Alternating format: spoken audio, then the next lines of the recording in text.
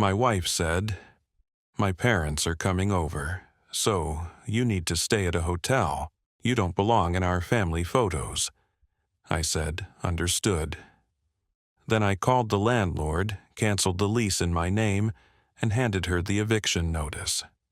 She called me crying when the power was cut during their visit.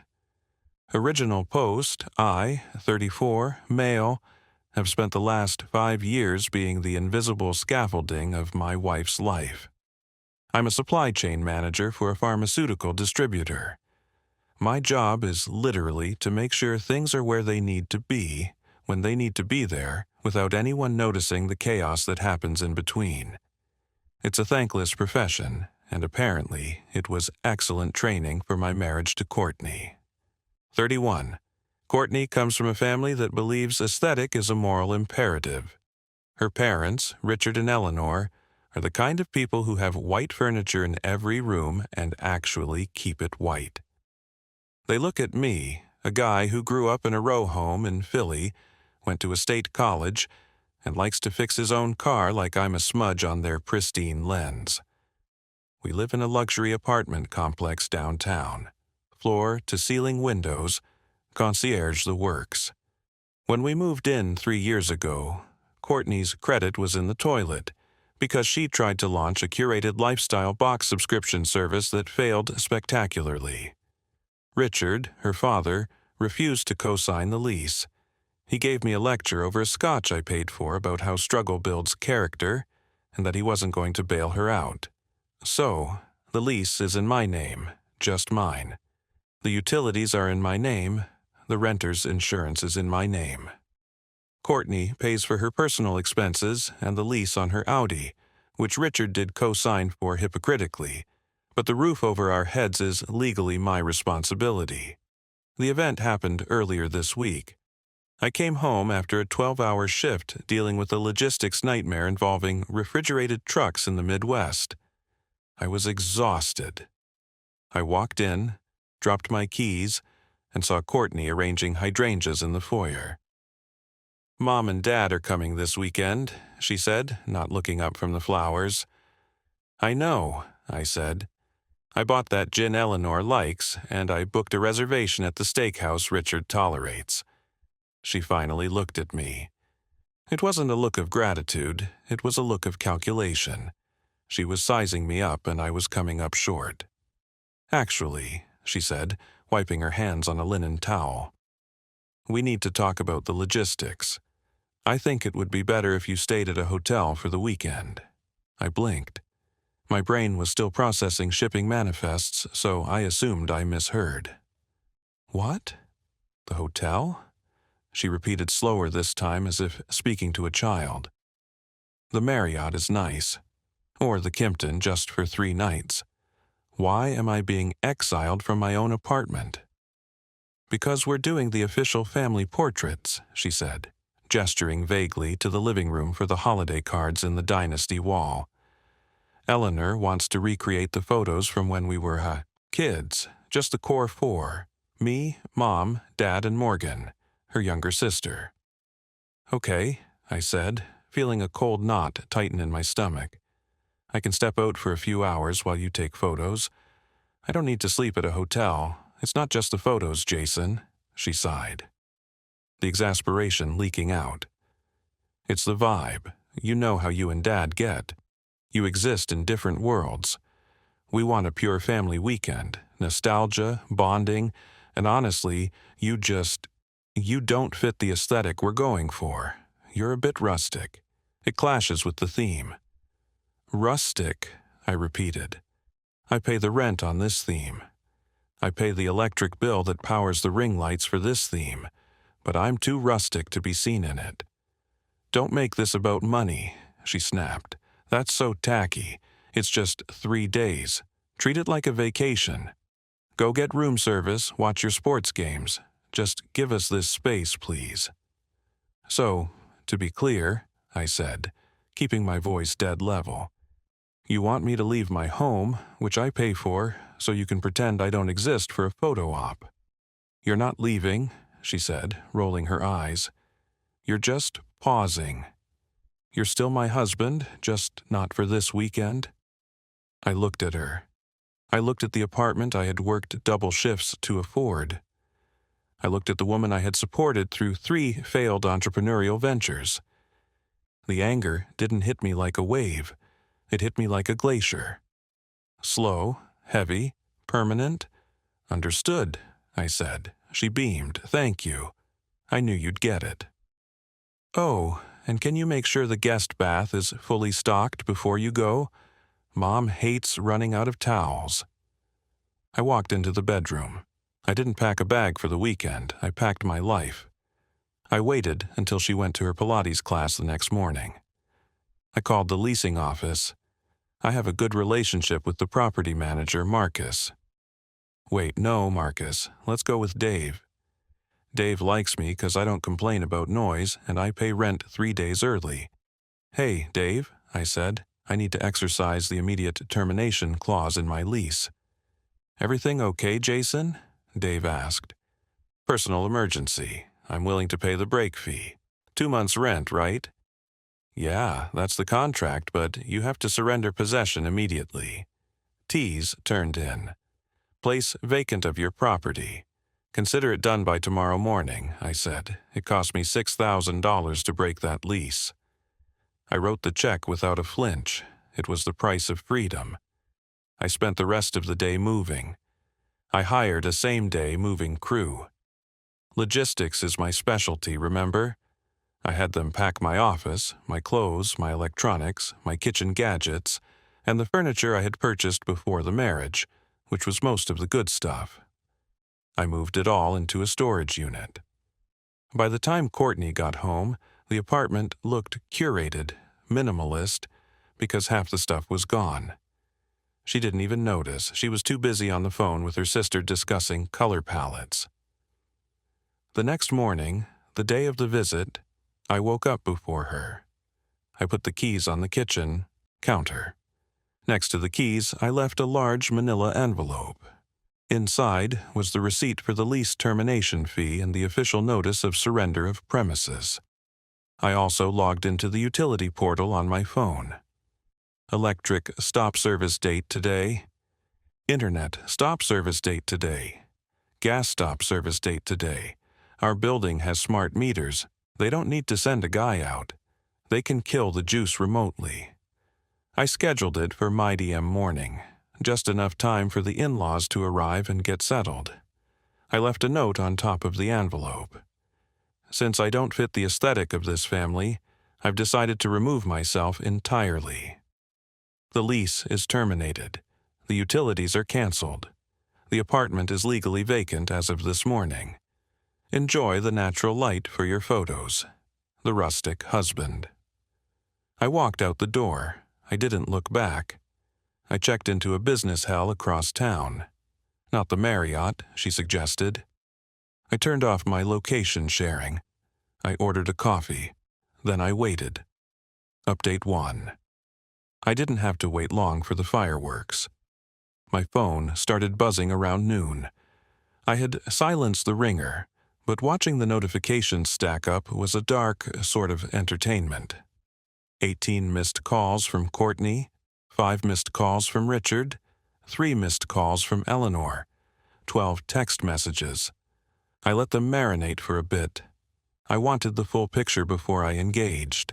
I ordered lunch, a burger, very rustic, and scrolled through the texts. Where's the coffee maker? The expensive one. Did you take it? The Wi-Fi is down. I can't stream the mood playlist. Fix it. The AC just shut off. It's getting stuffy in here. What is going on? Found your note. Is this a sick joke? Call me, Jason. This is childish behavior. Turn the power back on immediately. We have guests coming. We are trying to do makeup and there is no light in the bathroom. Unacceptable. Dave just knocked on the door. He says, "We have to leave." He says you surrendered the apartment. That was the one I was waiting for. Dave, efficient as ever. I finally answered the phone when Courtney called for the 19th time. I put it on speaker so I could eat my fries. Jason. She wasn't crying yet, but she was at that pitch just before the tears start. Pure, unadulterated rage. "What have you done?" Dave is standing here with a clipboard telling my father we are trespassing. "Hello, Courtney," I said, dipping a fry in ketchup. "I hope the family reunion is going well. Stop it. Stop it right now. Why is the power out? Why did you cancel the lease?" "You asked me to leave," I said calmly. "You said I didn't belong in the family picture. You said I didn't fit the aesthetic. I realized you were right. I don't belong there. Since the apartment lease is in my name and only my name, I decided to remove myself from the equation entirely. I meant for the weekend, not forever, and certainly not while my parents are here. You can't have it both ways," I said. "You can't treat me like a wallet that pays for your stage sets and then kick me off the stage when the curtain goes up. I paid the break fee. I'm out. Legally, that apartment is back in the possession of the management company." "But where are we supposed to go?" she shrieked. "We have the photographer coming in an hour. We have outfits. I hear the Marriott is nice," I said. "Or maybe Richard can use some of that character-building wisdom to figure out a solution. He's a smart guy. He is threatening to sue you. He's screaming at Dave." "Let me talk to Dave," I said. There was a shuffling noise, and then Dave's voice came on the line. He sounded tired. "Hey, Jason, I've got a situation here. Mr. Hawthorne is refusing to vacate. He says he has tenant rights." "He's not a tenant, Dave. You have the lease. You have the termination receipt. He's a guest of a tenant who no longer resides there. And the power is out because the account holder, me, closed the account. Yeah, that's what I told him." Dave sighed. "Look, the liability here is a nightmare. No lights, no insurance on the unit anymore. I'm going to have to call PD if they don't move. I can't have squatters in a dark unit. Do what you have to do, Dave. I'm sorry for the hassle. Not your fault, man. Enjoy your freedom." I hung up. About 2 hours later, I got a text from a neighbor I'm friendly with. Let's call him Mike. Mike sent a video. It showed the Hawthorne clan standing on the sidewalk in front of the building. It was a hot day, unseasonably warm for the season. Courtney was sitting on a pile of Louis Vuitton luggage, weeping into her hands. Eleanor was fanning herself with a clutch purse, looking like she smelled something rotting. Richard was red-faced, yelling at a police officer who looked entirely unimpressed. And the best part, the photographer, a guy with a massive camera rig, was packing his gear into his hatchback, clearly bailing on the gig because there was nowhere to shoot. I zoomed in on the video. The aesthetic was definitely ruined. That night, I received an email from Richard. Subject: Demand for reimbursement. "Jason, your stunt today was reprehensible. You have humiliated my daughter and inconvenienced my wife. We have checked into the Four Seasons. I expect you to reimburse me for the cost of 2 suites for 3 nights, plus the photographer's cancellation fee. The total is $5,800. Send the wire immediately, or I will involve my legal team." I replied, "Richard, I did not book the Four Seasons. I did not hire the photographer. I am not responsible for your lifestyle choices. As he once told me, facing the consequences of financial decisions is character building. Consider this a building exercise. Do not contact me again. I slept better that night than I have in 3 years. Update 2. It's been a week since the Great Eviction. I've moved from the hotel into a short-term rental, a loft in the industrial district, exposed brick concrete floors, very rustic. I love it." The silence from Courtney lasted exactly 24 hours after the sidewalk incident. Then the panic set in. She realized that without the apartment and without my income, she is effectively homeless and broke. Remember, her job is being a freelance brand consultant for startups that pay her in exposure and product samples. She started blowing up my phone with alternating strategies. First came the guilt. "Courtney, I can't believe you threw away our marriage over a photo. You're so fragile. If you really loved me, you would have understood that families are complicated. I didn't throw it away over a photo. I threw it away because you view me as an accessory that clashes with your decor. I'm a person, Courtney. I'm the person who kept a roof over your head. I was stressed. Mom put so much pressure on me to look perfect. You know how she is. I was just trying to survive the weekend. Me and your survival strategy was to kick me out. You chose them. You wanted to be with them. Now you are. Then came the bargaining. Okay. Look, Dad is willing to forgive the hotel bill if you apologize and sign a new lease. We can find a different apartment. Maybe something with 2 bathrooms. He says he might even co-sign this time, but you pay. I actually laughed out loud at that one. The audacity is truly a renewable resource for these people. Me? No. Then the dirty tricks began. I went to work on Tuesday. I got called into the VP's office. Apparently, someone had filed an anonymous ethics complaint claiming I was embezzling company funds to pay for luxury hotels and secret apartments. They had sent a tip to the audit line. Fortunately, my boss knows me. He knows I'm the guy who flags a 50-cent discrepancy in shipping costs. We got this complaint, the VP said, sliding a paper across the desk. It's oddly specific about your housing situation. My father-in-law is upset that I left his daughter. I said, I'm going through a divorce. I can show you my bank statements, the lease break fee, the hotel, the new rental. It all came from my savings. I pulled up my banking app right there. The VP glanced at it. Okay, looks like personal drama. Keep it out of the office, Jason. I'm trying. I said. Also, the VP added. The complaint came from an email address. Raw Hawthorne Business. Not very anonymous. Richard isn't as smart as he thinks he is. The next day, Courtney tried to access our joint savings account. Now, full disclosure, I had a separate savings account she didn't know about, the character building fund, but we did have a joint checking account for household expenses. I had drained my contribution to that account the day I left. I left her contribution there, about $400. She tried to transfer $5,000 out of it to pay off her credit card bill. The transfer failed. She sent me a text that was just a string of flame emojis. You stole my money. Me? I took my paycheck back. The money in there is what you deposited. Spend it wisely. Then the social media assault started. Morgan, the younger sister, posted a TikTok. Of course she did. She sat in her car, crying fake tears, telling a story about how her abusive brother-in-law abandoned her sister on the streets with literally nothing, just to be spiteful. She didn't mention the eviction notice. She didn't mention the request for me to leave.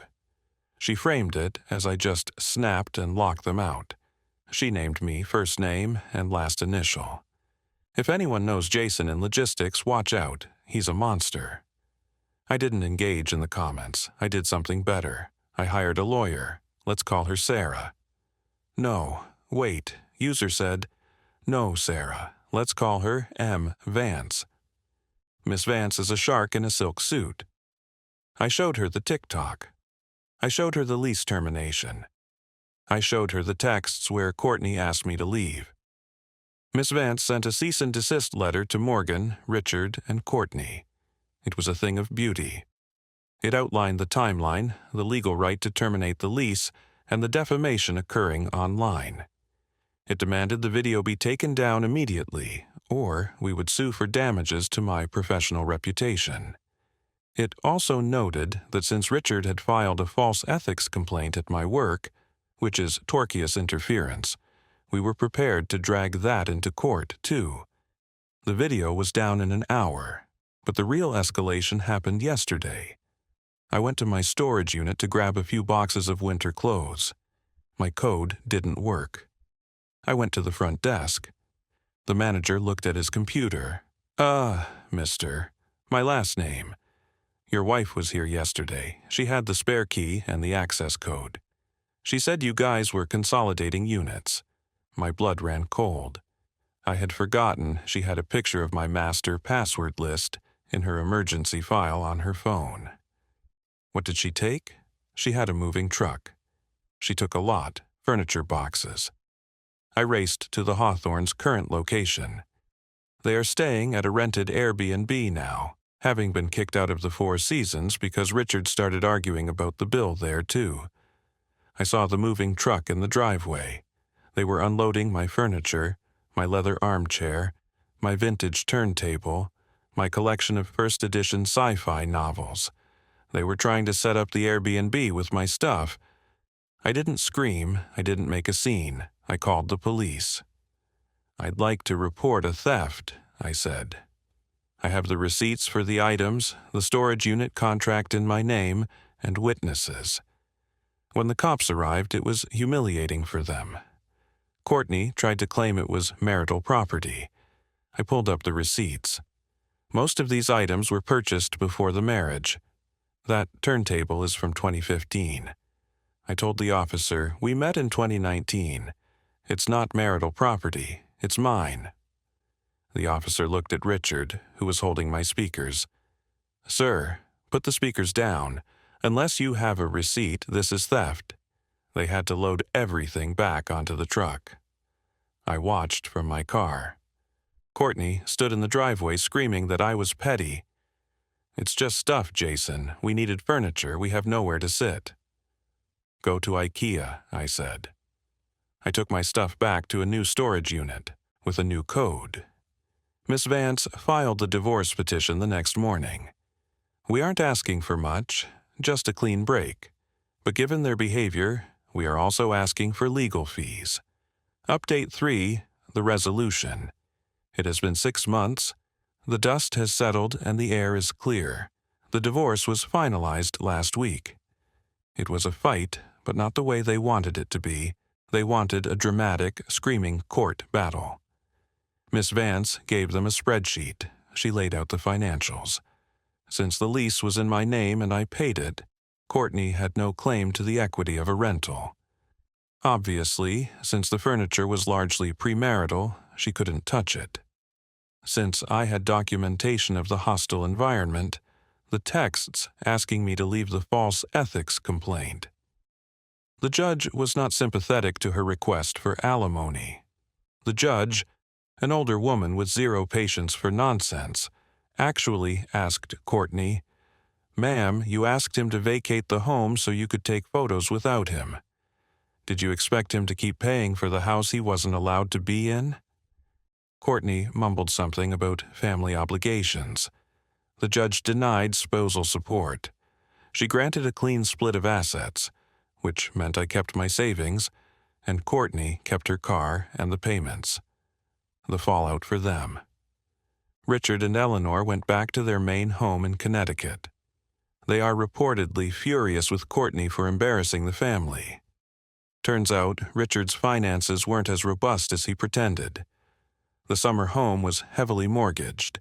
He couldn't afford to keep subsidizing Courtney's life in the city and pay for his own legal battles. Apparently, I wasn't the only person he tried to stiff. Courtney had to move in with them. I heard from a mutual friend that she is living in her childhood bedroom at 31 years old. She's working at a local retail boutique now because the brand consulting gig dried up when she couldn't maintain the city chic lifestyle on Instagram. The photo.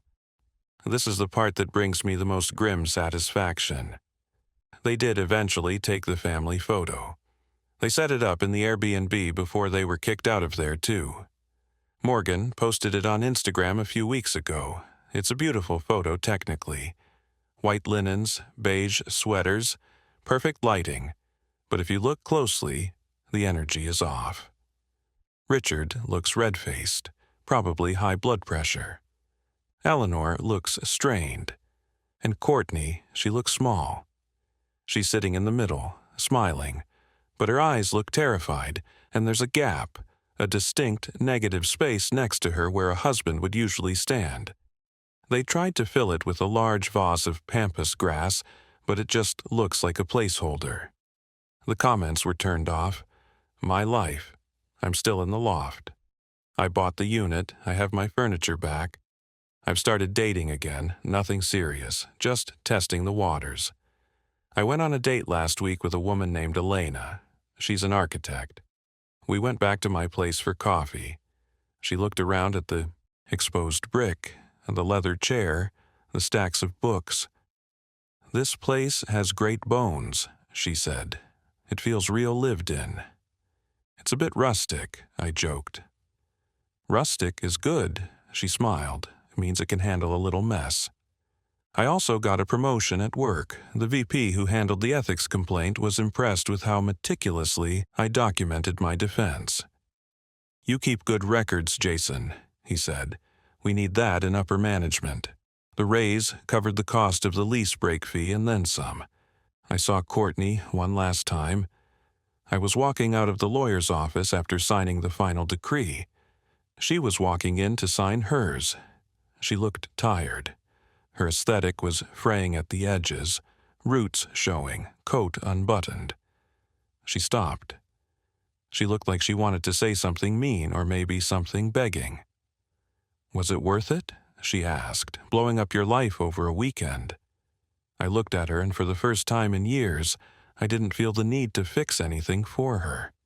"I didn't blow up my life, Courtney," I said. "I just finally arranged it the way it should have been."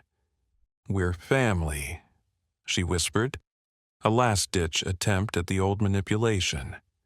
"No," I said. "You have your family. I have my freedom."